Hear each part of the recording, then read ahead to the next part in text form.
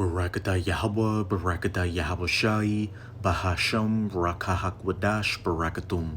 First and foremost, I want to give all praises, glory, and infinite honors to Yahweh, Bahasham, Yahweh Shai. Double honors to the apostles and elders, a great millstone who rule and teach well. In peace and salutations to you sincere Akim out there, pushing this word in truth and sincerity to the four corners of the globe. May you brothers endure until the end. This is the brother Ra'aya with another video, and I'm going to start it off in Isaiah chapter 24, verses 7 to 11. And this is talking about the economic conditions that are taking place and will continue to deteriorate in the United States of America.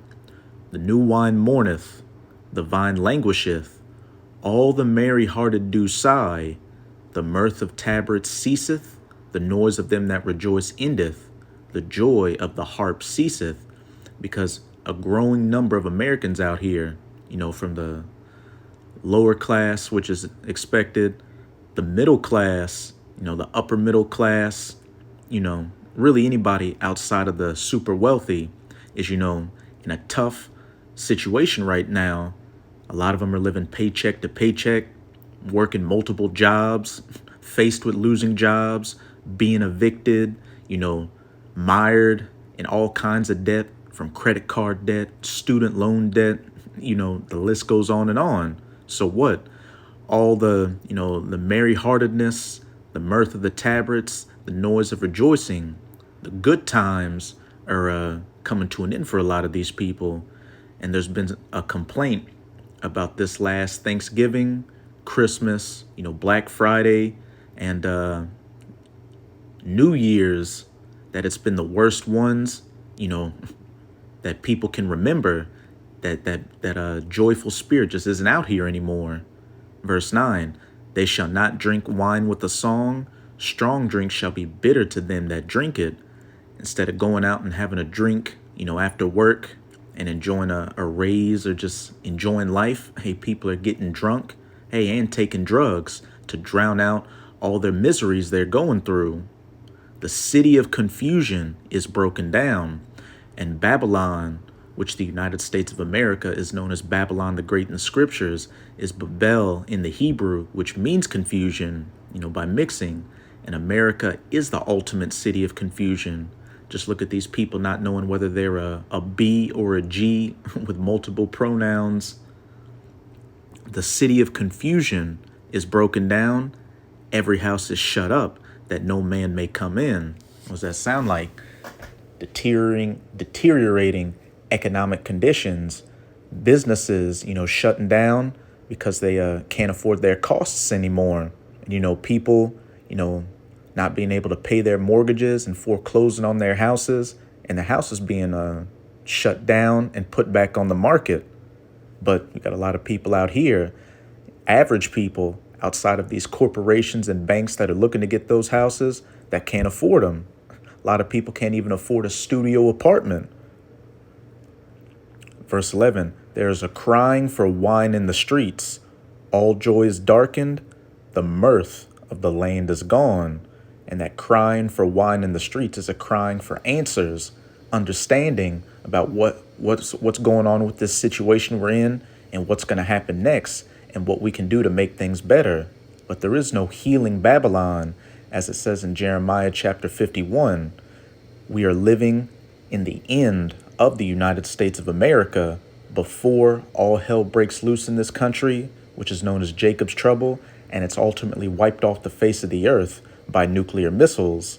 And the only people that are going to make it out of that are the elect of the nation of Israel, the 1/3, as they're known in the United States of America, the nation of Israel consisting of you so-called Negroes, Latinos, and Native Americans, as well as the Israelite foreigners who look like these heathens, who have heard the words of Yahweh Bahasham Yahweh Shai from his prophets on the highways and byways, as well as putting up video epistles like this online, and are changing your lives to come back to the ways of your power, Yahweh Bahasham Yahweh Shai. But I opened up the video with these verses to preface an article on the economiccollapseblog.com titled, Pawn Shop Inventories Are Exploding as the Failing U.S. Economy Hammers Those at the Bottom of the economic food chain. And this article is just going to document the continuing economic deterioration of the city of confusion, Babylon the Great, the United States of America. How much longer will the Biden administration and the mainstream media continue to deny that we are in the midst of a very painful economic downturn? Debt levels have never been higher, delinquency rates are spiking, the commercial real estate market is crashing, the banking industry is mired in turmoil, and large companies are conducting mass layoffs all over the nation. Anyone that attempts to claim that the U.S. economy is in good shape is just being delusional. Unfortunately, it is those that are at the bottom of the economic food chain that are being hurt the most. If you want to know what is really going on with the economy, pawn shops are a great place to look. When the economy is doing well, pawn shop inventories tend to go down because people aren't pawning much stuff and there's lots of buying going on. But when the economy is not doing well, pawn shop inventories tend to go up because people are pawning lots of stuff for fast cash, and there aren't as many buyers as there were during the good times. People living paycheck to paycheck, facing evictions, facing losing their jobs and living on the streets. So they're selling whatever they can to get their hands on how much cash they can. So what are we seeing during the early stages of 2024? And hey, we're just, a couple of months into 2024. And Apostle Tahar has deemed 2024 to be the hopeful year of Jacob's trouble. And hey, it started off with a bang, and it just keeps getting better and better for the elect, but worse and worse for you people out here. One pawn shop owner that was recently interviewed by USA Today admitted that he has a glut of inventory right now. Clay Barron has everything in his pawn shop, from gold rings and pearl necklaces to vintage cowboy boots, silver belt buckles, stereos, and ticking clocks. The only thing he's short on is space. Right now, we have a glut of inventory, Barron said, which tells me that our clientele doesn't necessarily have the money. Accumulating pawn shop inventory means fewer buyers than sellers, a sign that for the lowest income Americans, times remain tough. And at this point, it ain't really, solely the lower class. You got a lot of people in the middle class struggling, falling into the lower class, and even people in the upper middle class struggling. There's a trend on TikTok, and it's mainly women posting videos saying, "Look, I make $70,000, $100,000 a year, a budget you think would allow you to live comfortably," but even they're saying they're living paycheck to paycheck. That same article pointed out that inventory levels have also grown rapidly at some of the largest pawn shop chains in the entire nation. Two of the largest publicly traded pawn shop corporations in the U.S., which between them own roughly 1,700 pawn shops nationwide, are also reporting growing inventory and increased demand for short-term loans. First Cash Holdings Incorporated operates nearly 1,200 pawn shops under the First Cash and Cash America brands in 29 states and the District of Columbia. The company reported record pawn receivables in its most recent year-end earnings report and a 10% increase in inventory at its U.S. stores. EasyCore Incorporated also owns 530 pawn shops in the U.S. and reported an 8% increase in the inventory at U.S. stores in the company's latest earnings report. The challenging macroeconomic backdrop continued to fuel demand for short-term cash loans, the company says. If anyone comes to you and tries to convince you that the economy is doing well, just show them these numbers. That will be the end of any debate. One of the reasons why so many Americans need fast cash is because debt loads have risen to unprecedented levels. Here's just one example. For Denise and Paul Nervitsky, Credit cards are the only way to make ends meet. The couple, ages 69 and 72, which in those age ranges, you should be getting into your golden years where you're living off of your retirement, Social Security, all that. But hey, through all age ranges, through different generational groups, everybody's hurting in America. Respectively, have about 20,000 in debt spread across multiple credit cards, all with interest rates above 20%. The trouble started during the situation of 2019 to 2021 when Denise lost her job and a business deal for a bar that they owned in their hometown of Lexington, Kentucky went bad. Hey, the doors in the streets shall be shut up. They applied for Social Security, which helped, and Denise now works 50 hours a week at a restaurant. Still, they're barely scraping together the minimum payments for their credit card debt. And hey, the United States of America runs off of debt. This is Habakkuk chapter 2. I'm going to start at verse 4, but verse 6 is the point. Behold, his soul, which is lifted up, is not upright in him. Speaking of Esau, Edom, the so-called white man, the wicked of the scriptures, as pursuant to Job chapter 9, verse 24, and Malachi 1, verse 4. And what does it say in Psalms 58, verse 3? The wicked is estranged from the womb. They go forth speaking lies as soon as they be born. Their spirit was meant to be wicked and do everything clean contrary to righteousness. Hence why this society of Esau Edoms, especially in the United States of America, is becoming ever increasingly against the Bible. But the just shall live by his faith. Speaking of the nation of Israel, the elect right now. Verse 5, yeah, also because he transgresseth by wine, his philosophies, democracy, feminism, capitalism, even communism and socialism, and let's not forget the Alphabet Coalition. He is a proud man, neither keepeth at home, who enlargeth his desire as hell, and is as death, and cannot be satisfied. And what's a term that these Edomites have been getting called lately? Colonizers. Because when they came back into power, beginning with the Renaissance, what did they do? They went to these different nations across the planet, took them over militarily, enslaved the people, and turned them into sweatshops for their raw materials to send those finished materials back to Europe. And then even today, when a country doesn't go along with the Western system, they label them as a dictator, an abuser of human rights, and overthrow them and set up a puppet so it can be business as usual. And they spread their wine to the people of those nations and get them drunk and turn them into shitholes like these Western countries.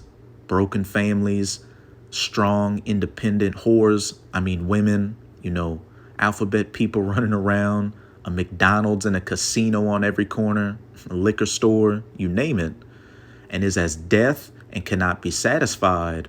Hey, even though Esau Edom, is in control of the planet right now, their elites still want more. They want your very souls. Hence why they want everybody to, transition to this digital cashless system they're setting up, that great RESET, the Fourth Industrial Revolution, their NW0, where everybody is going to have a RFID/NFC C-hip implant in them, which is the MARKOFTHEBEAST in Revelation chapter 13, verses 16 to 18. But gathereth unto him all nations, and heapeth unto him all people. And what does that sound like? A one world government with a one world religion and a one world currency. But here's the main point. Shall not all these take up a parable against him, and a taunting proverb against him, and say, woe to him that increaseth that which is not his, how long? And to him that ladeth himself with thick clay. And when you're laden with something, you're burdened down with it. And let's go to that word clay in the Strongs, which is H5671, aptit. And in the outline of biblical usage, what does it say? weight of pledges, heavy debts. The United States of America is known as a debtor nation. You've got people in this country that are mired in credit card debt, student loan debt, housing loan debt, just debt on debt on debt. And then what does the U.S. do with the FRN, the Federal Reserve Note, or the U.S. dollar? They sell off their debt to other nations to, keep costs low over here. And, these other nations are starting to take up a taunting proverb against, America with that dollar. Hence, why you've got de-dollarization taking place and institutions like the BRICS with these Eastern nations being set up. And even you've got a lot of Americans in America, taking up a proverb against the government with what? This increased spending, which is leading to inflation, which will hit hyperinflation and lowering the value of their dollar so they can't afford things.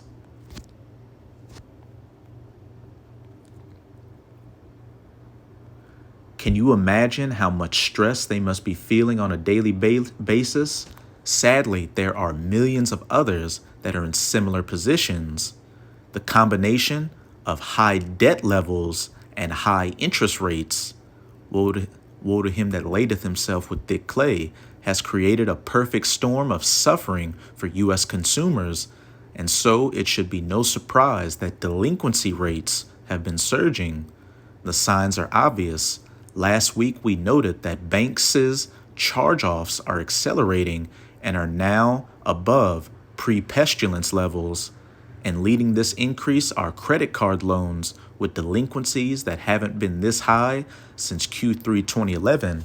And a lot of people in the millennial and Gen Z age group are resorting to buy now, pay later, schemes, which is just a sign of the times that they can't afford the interest rates on credit cards. So they're buying things now just to pay it later, which that's a whole nother can of worms in itself.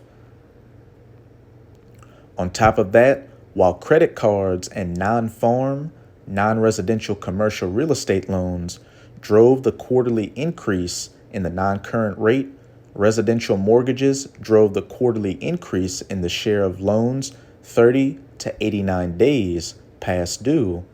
When a large number of people start getting behind on their mortgages, it is only a matter of time before foreclosures start to spike.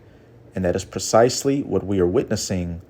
Home foreclosures rose again in February as Americans continue to grapple with the ongoing cost of living crisis.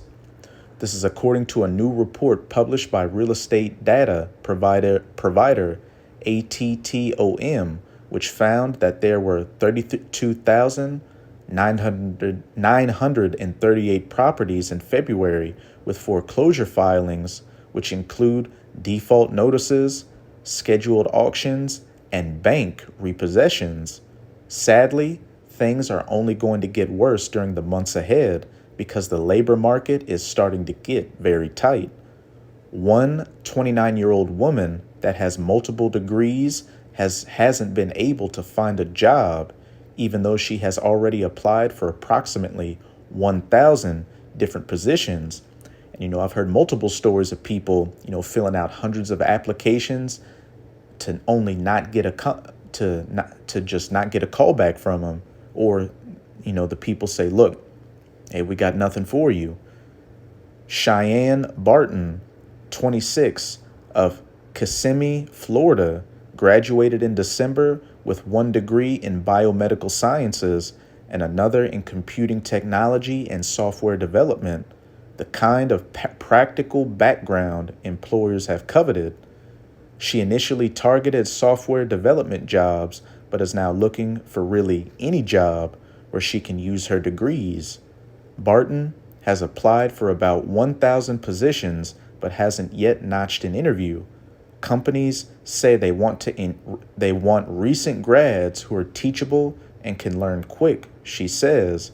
But then you apply for the job and it's like, oh, we already have over 100 applications with people who are more qualified. A lot of companies are lying about that. They're really just putting up those ads to increase the workload on their current employees who, with those ads going up, either fear losing their jobs or think that they're going to get some kind of relief with more workers coming on. So what? They aren't as apt to leave those jobs. Wait a second. Joe Biden told us that good jobs are easy to find these days. So why can't Cheyenne Barton even get an interview? Something is not adding up. Of course, the truth is that we have seen a major shift in the labor market in recent months. According to Challenger, Gray, and Christmas, the number of layoffs in February was the highest that they have ever recorded for that particular month.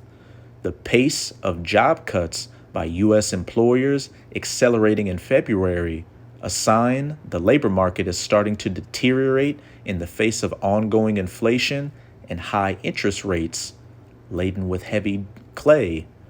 This is according to a new report published Thursday by Challenger, Gray, and Christmas, which found that companies planned 84,638 job cuts in February, a 3% increase from the previous month and a 9% jump from the same time last year.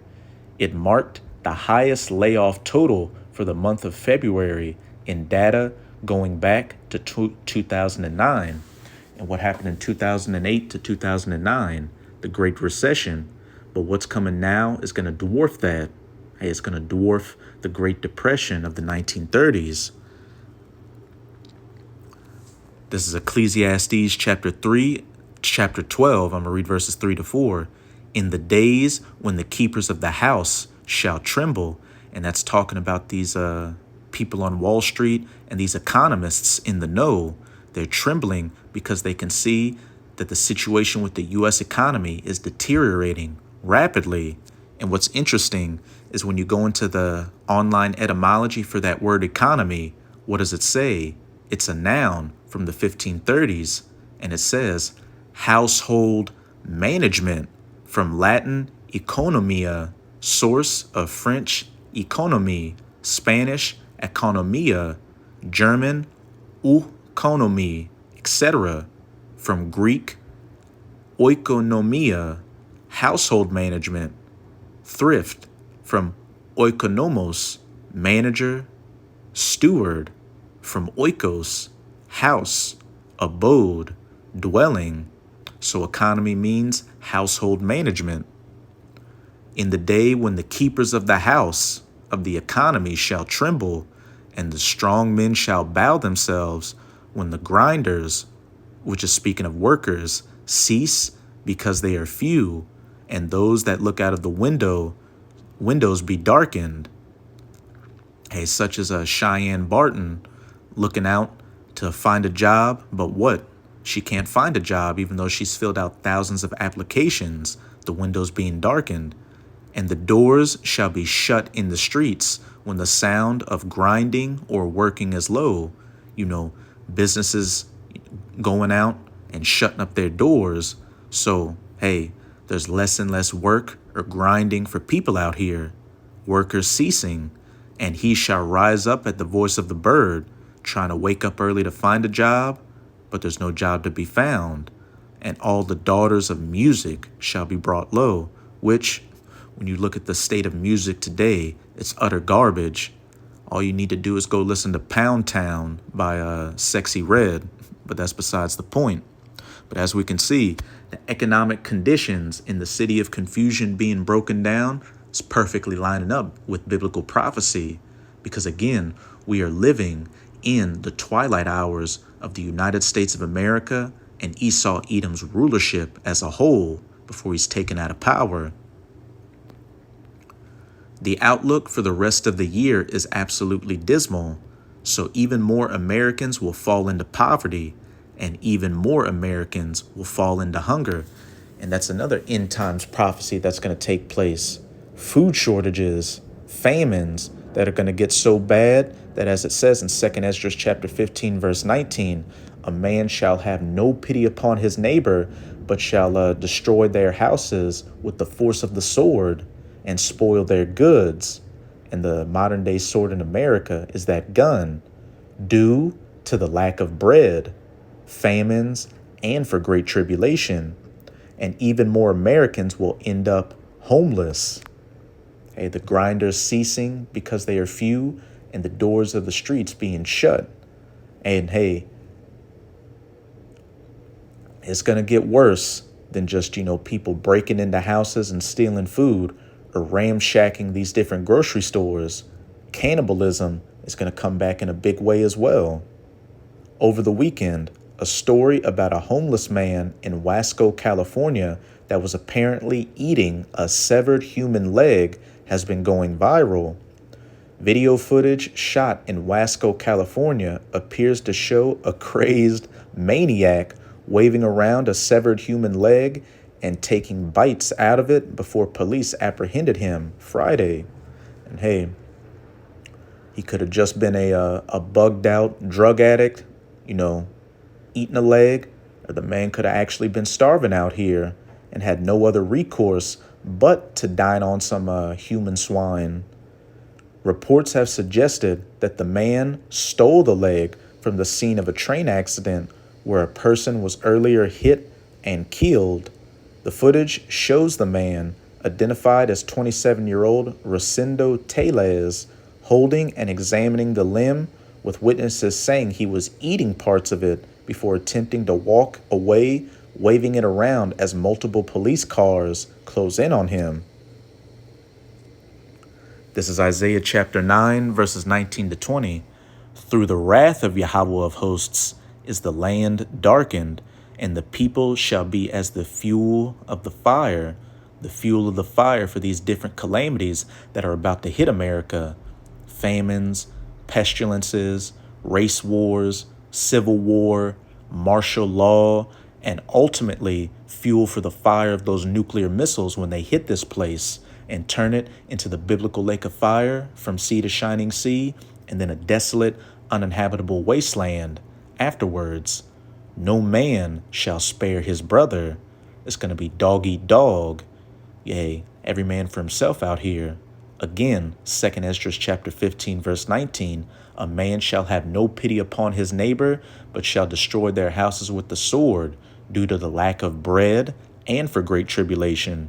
Verse 20, and he shall snatch on the right hand and be hungry, and he shall eat on the left hand, and they shall not be satisfied. They shall eat every man the flesh of his own arm. Cannibalism.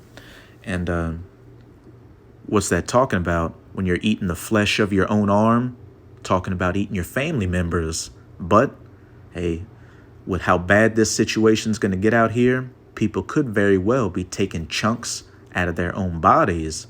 But cannibalism is going to be one of the calamities that is coming to America during Jacob's trouble.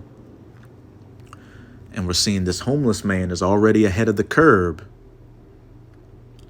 This is pretty shocking, but it is also a preview of where this country is heading.